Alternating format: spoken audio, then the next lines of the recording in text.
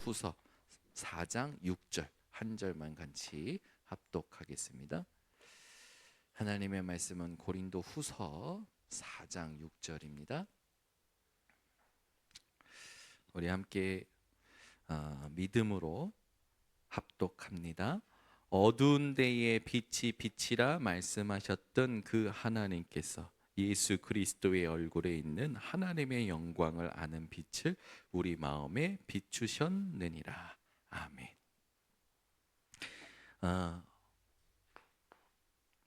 흑암의 망대를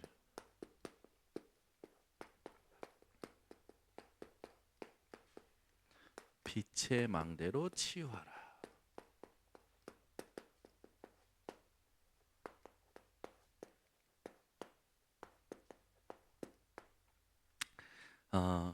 살면 살수록 현장에 가면 이 죄의 쓴 뿌리가 어떻게 내려져 있는지가 확인이 됩니다. 제일 먼저는 하나님 떠나면서 온 영적인 무지로 말미암아 사람들 안에 근원적인 불안이 내재되어 있죠. 그 불안으로 말미암아 자기도 모르는 충동적인 삶을 살게 됩니다. 갈 길을 알지를 못해서 방황하게 되고요. 그 방황 속에서 자기도 모르게 체득된 것에 의하여 운명을 이기지 못하고 살아가게 되죠. 그러다 보니까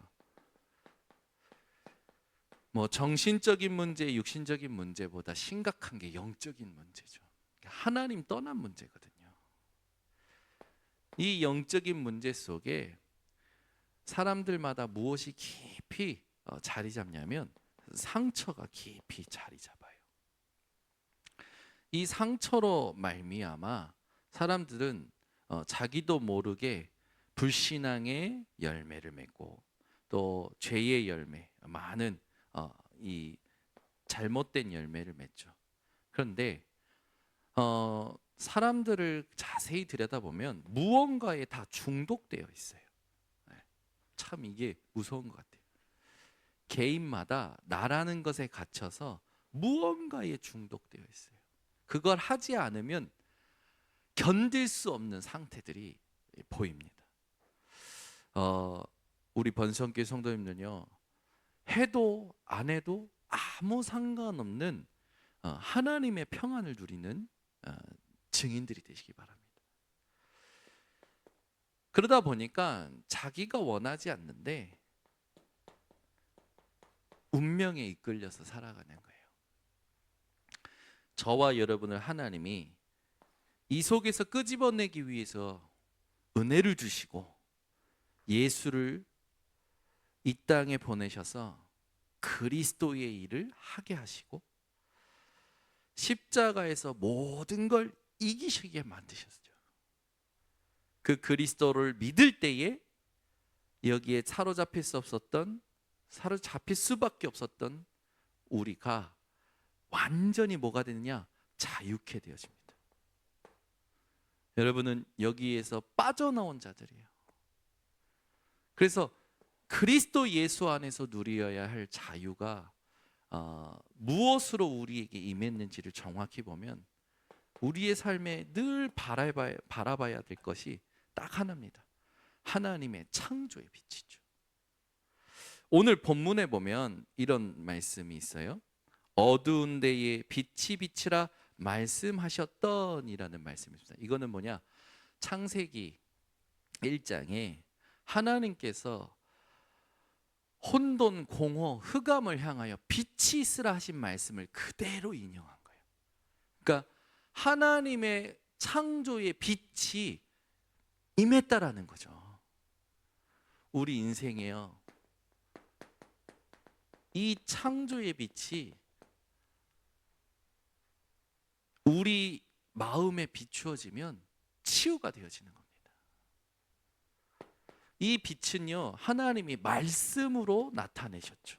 그래서 하나님의 말씀이 중요한 겁니다. 아멘. 어떤 아이가 저녁 식사 전에 기도를 했대요. 하나님, 오늘 일용할 양식을 주셔서 감사합니다. 그러면서 기도를 하나 더 붙였어요. 뭐라고 붙였냐? 하나님, 엄마가 요리했대요. 엄마의 음식이 평상시에 기대가 안 될 수밖에 없었던 아이가 식사 자리 앞에서 하나님, 일용할 양식 주셔서 감사합니다. 근데 엄마가 요리했대요. 그렇게 기도했답니다. 그걸 듣고 제가 얼마나 웃기든지. 또 그 아이가 또 어떤 기도를 했냐면 이런 기도를 했대요. 하나님, 숙제는 내가 할게요. 그런데 선생님이 숙제 안 내게 해주세요. 아이다운 기도잖아요. 네. 우리 번성교 성도님들은 어린아이 그 기도가 우습지만 그 아이가 하나님을 향해서 기도한 그 순수한 마음은 배우셔야 됩니다. 뭘 얘기하려고 하냐? 여러분, 말씀 앞에 순수하셔야 돼요. 말씀을 그대로 믿으셔야 됩니다. 이 말씀이 우리에게 어떤 힘이 됩니까? 하나님의 말씀은 살아있고 활력이 있어 좌우에 날선 어떤 검보다도 예리하여 혼과 및 영과 골수를 찔러 쪼개기까지 하며 그 마음의 생각과 뜻을 감찰하시느니라. 아멘. 어떤 성도님들이요, 설교를 듣고 나서 목사님, 설교 시간이 너무 깁니다 했더니 목사님 하나님의 말씀은 살아있고 활력이 있어서 깁니다 라고 얘기했답니다. 여러분 인생에 하나님의 말씀이 살아있는 것을 확인하셔야 돼요. 이 말씀이요, 여러분, 살아있는 사람하고 대화할 때 눈을 마주보고 얼굴을 대면해서 서로 인격적인 소통을 하잖아요. 하나님의 말씀을 읽을 때요, 그냥 보고 베끼는 게 아니에요. 그냥 외우는 게 아니에요. 이 말씀을 통하여 하나님과 인격적 소통이 일어나라 생명운동이 일어나는 겁니다. 그 말씀을 통해서 내 마음이 살아나고 그 말씀을 통해서 내 생각이 바뀌고 그 말씀을 통해서 하나님이 치유하시는 걸 여러분들이 체험하셔야 된다는 거죠. 이 창조의 빛된 말씀이 가지고 있는 능력을 우리가 들을 때 우리에게 생기는 게 있습니다. 그게 뭡니까? 믿음이죠. 그래서 로마서 여러분들이 10장 11절에서 17절을 한번 찾아보세요. 그 말씀의 핵심이 뭔지가 나와 있습니다. 로마서 10장 11절에서 17절 우리 다 함께 한 목소리로 합독합니다. 성경에 이르되 누구든지 그를 믿는 자는 부끄러움을 당하지 아니하리라 하니 유대인이나 헬라인이나 차별이 없음이라. 한 분이신 주께서 모든 사람의 주가 되사 그를 부르는 모든 사람에게 부요하시도다. 누구든지 주의 이름을 부르는 자는 구원을 받으리라. 그런즉 그들이 믿지 아니하는 일을 어찌 부르리요? 듣지도 못한 일을 어찌 믿으리요? 전파하는 자가 없이 어찌 들으리요? 보내심을 받지 아니하였으면 어찌 전파하리요? 기록된 바 아름답도다. 좋은 소식을 전하는 자들의 발휘함과 같으니라. 그러나 그들이 다 복음을 순종하지 아니하였도다. 이사야가 이르되 주여 우리가 전한 것을 누가 믿었나이까 하였으니 그러므로 믿음은 들음에서 나며 들음은 그리스도의 말씀으로 말미암았느니라. 아멘. 그렇죠? 하나님의 말씀의 핵심은 그리스도예요. 그리스도를 들어야 믿음이 생기고 그리스도가 마음에 비춰져야 살아나는 겁니다. 하나님의 창조의 빛된 말씀의 주인공이 예수 그리스도예요. 이 그리스도를 듣지 못하였기 때문에, 그죠? 믿지 못하는 거고 전파하는 자가 없기 때문에 들을 수가 없다라는 겁니다. 우리 번성교회 성도님들이 그래서 해야 될 게 뭡니까? 현장에 하나님의 창조의 빛을 비추는 캠프가 여러분 인생이 되시기를 예수 그리스도는 축원합니다. 캠프 하면 믿는 자들을 찾아가서 팀 사역하는 것도 있습니다. 그러나 궁극적인 것은 뭐냐면 영세전에 하나님께서 준비하신 구원받기로 작정된 자, 하나님께서 한 지역을 복음화시키기 위해서 사도행전 13장, 16장, 19장, 17장 준비된 전도의 문이 있는 거예요. 그걸 찾아가는 겁니다. 어제 그 경기 동남로에 가서 한 팀이 이제 복음을 전하는데 개나리 공원이라는 곳에 가서 이제 불신자들을 대상으로 복음을 전하는 거예요. 노방전도가 아니라 하나님이 준비하신 문을 찾기 위해서 이제 불신자들을 찾아서 복음 전하는데 개나리 공원에 전부 앉아 있는 분이 노인들이라. 네. 이 성남이 지금 몇 년 사이에 노인 인구가 급속도로 많아진 도시거든요. 전부 노인인데 누구 만나더니 아예 받지도 않으시고, 그런데 한 분이 받으시면서 하시는 말씀이 여기 성남은 살기가 좋다고, 50m 안에 필요한 모든 게 다 있다고 그렇게 얘기하시더래요. 그래서 전도자 이 팀이 뭐라고 했냐, 그래 어르신 그래서 편안해 보이시는데 평안은 없으시던 것 같다고. 그랬더니 이 어르신이 뭐라고 하냐, 어떻게 알았냐고, 그렇다고 얘기하시더래요. 그래서 복음을 다 전하고 영접하시겠냐고 했더니 시계를 보시더니 나 지금 가야 된다고, 도시락 받아야 된다고. 그 알고 봤더니 한 센터에서 도시락을 나눠주시는 거예요. 그날 그 도시락을 나눠주러 간다고 하길래 그냥 보내드리고 이 전도팀이 이제 현장을 돌다가 웬 노인분들이 줄 서 있는 거지. 예. 근데 가보니까 아까 그 노인분이 말했던 도시락을 나눠주는 줄이라. 그래서 나눠주는 분에게 다가가서 이렇게 말을 걸었더니 센터장인 거예요. 이 도시락 나눠주는 그 센터장.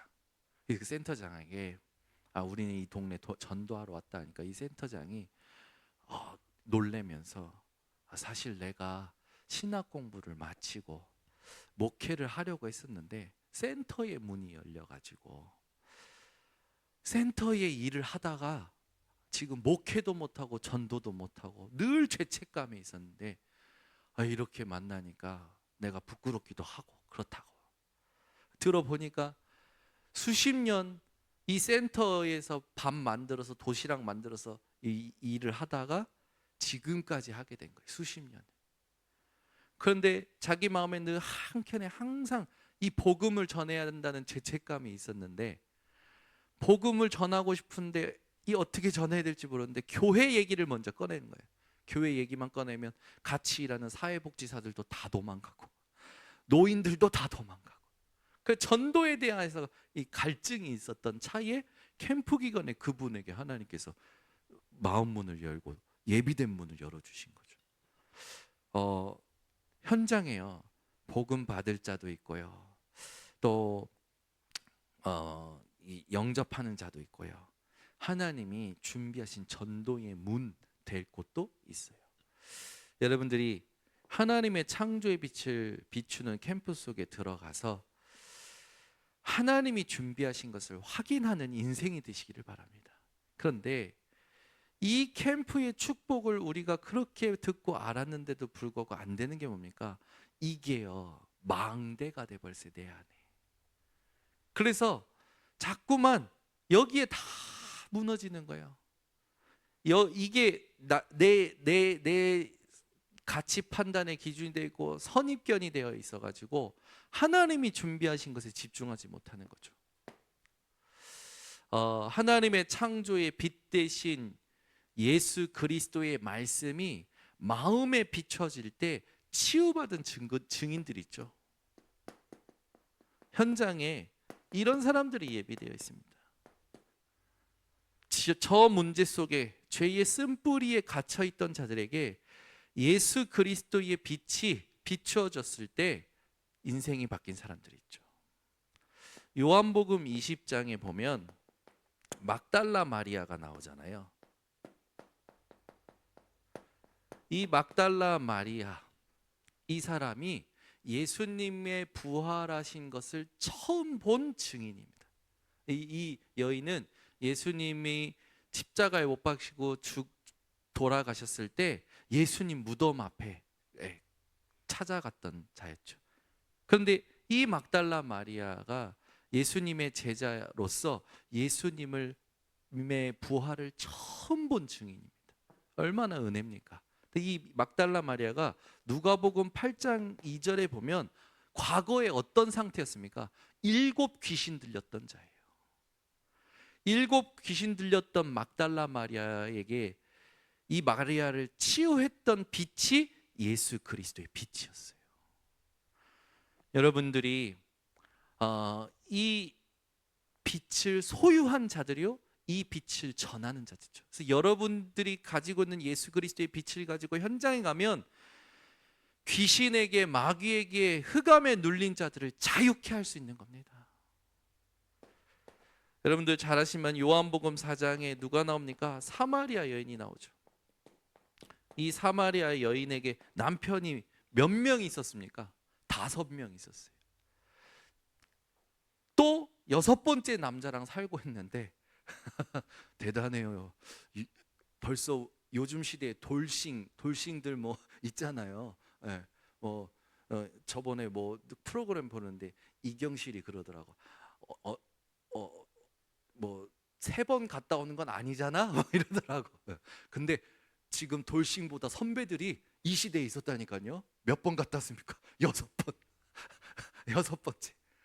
아예 6번째 남자랑 살고 있어요. 그러니까 돌싱 문화가 지금 문화가 아니에요. 옛날부터 있었다니까요. 지금 있는 것들이 전부 과거에 있었던 거라고 성경은 얘기하고 솔로몬도 얘기하잖아요.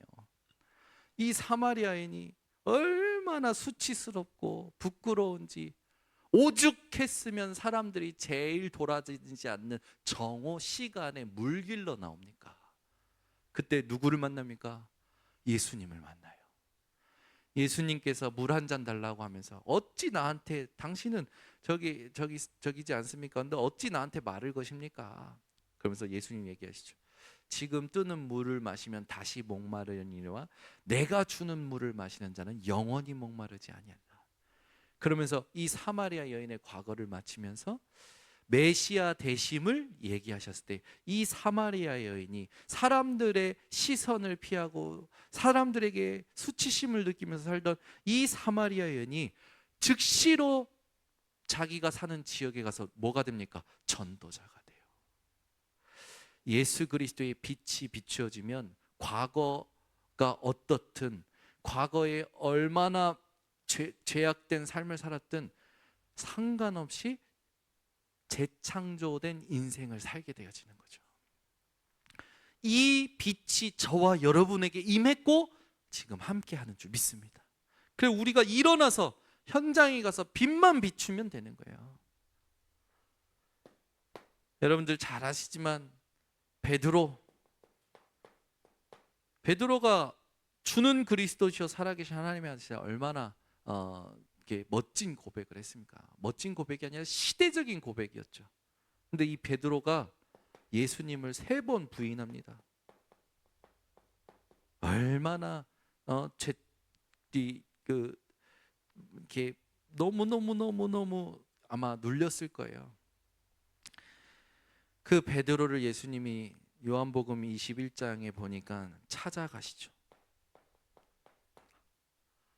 책망하지도 않고 뭐라냐, 네가 나를 사랑하느냐라고 하십니다.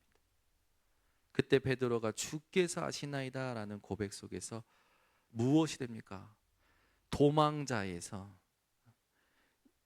이제 그 시대적인 초대교회의 사도의 축복을 누리게 되죠.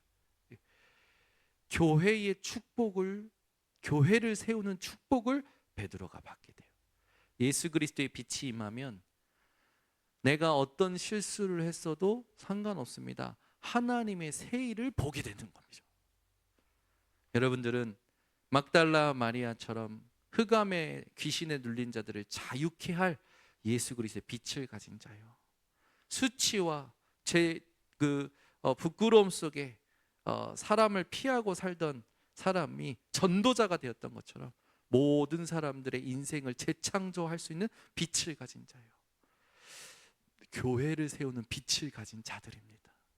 그래서 이 증인들과 같이 우리 안에 있는 흑암의 망대가 빛의 망대로 바뀔 때 뭐가 중요합니까? 예수 그리스도의 빛이 우리 마음에 비추어지는 게 중요해요. 오늘 본문에 보면 이런 말씀이 있어요. 고린도후서 4장 6절에 보면 어두운 데 빛이 비치라 말씀하셨던 그 하나님께서 창세기 1장을 이제 얘기하면서 예수 그리스도의 얼굴에 있는 하나님의 영광을 아는 빛을 우리 마음에 비추셨느니라. 예수 그리스도의 빛을 마음에 비추면 누구를 인격적으로 만난다는 거냐? 하나님을 아는 이 축복을 받는다라는 거죠. 하나님을 인격적으로 안다라는 건 하나님과의 관계가 회복된다라는 거예요. 여러분, 말로만 관계를 정의하는 사람들이 있어요. 내가 그 사람 알아. 그런데 말이 아니라 마음이 통하는 관계는요, 말을 안 해도 모든 것을 넘어서게 되죠. 여러분들이 지금 어떻다라고 말 안 해도 하나님은 여러분을 가장 잘 아십니다. 그 하나님께서 우리와 대화하는 비밀은 뭐냐? 오직 언약을 기준으로 대화하십니다. 그 여러분 매일, 매주, 매시, 매사 모든 상황 속에서 내게 주신 언약 가지고 하나님과 대화하시길 예수 그리스도로 축복합니다. 사람들이 이렇게 상황 속에 눌려서 자기 감정도 생각도 이렇게 다스리지 못하고 살아갈 때 제가 얘기합니다.